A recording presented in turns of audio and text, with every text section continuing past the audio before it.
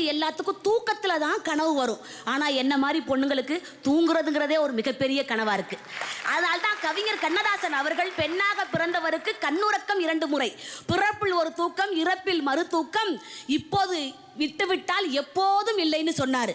பொதுவா பாருங்க, பொண்ணுக்கு கல்வியில உரிமை வேணும், சொத்துல உரிமை வேணும், ஓட்டுல உரிமை வேணும், எல்லாத்திலையும் உரிமை வேணும்னு முழக்கமிட்டவங்க எங்களுக்காக தூக்கத்துல சம உரிமை வேணும்னு யாருமே குரல் கொடுக்க வரலங்க. அதுக்காகத்தான் இந்த நிகழ்வு மூலமா நான் குரல் கொடுக்க வந்திருக்கேன்.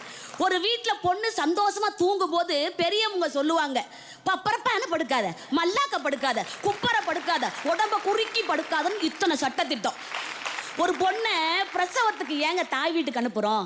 இதே மாமியார் வீட்டில் அந்த பொண்ணு இருந்தான்னு வச்சுக்கோங்களேன், மாமியார்லேருந்து கணவன் உள்பட குழந்தை தூங்குனானா, குழந்தை சாப்பிட்டானா, குழந்தை அழுதுச்சான் தான் கேள்வி கேட்பாங்க. ஆனால் தாய் வீட்டில் மட்டும்தாங்க, நீ கொஞ்ச நேரமாவது தூங்குனியா, நீ கொஞ்ச நேரம் போய் தூங்கு, குழந்தைய நான் பார்த்துக்கிறேன்னு சொல்லக்கூடிய அந்த ஒத்த வார்த்தைக்காக தாங்க இந்த பெண்கள் எல்லாருமே தூக்கத்துக்காக ஏங்குறோம்.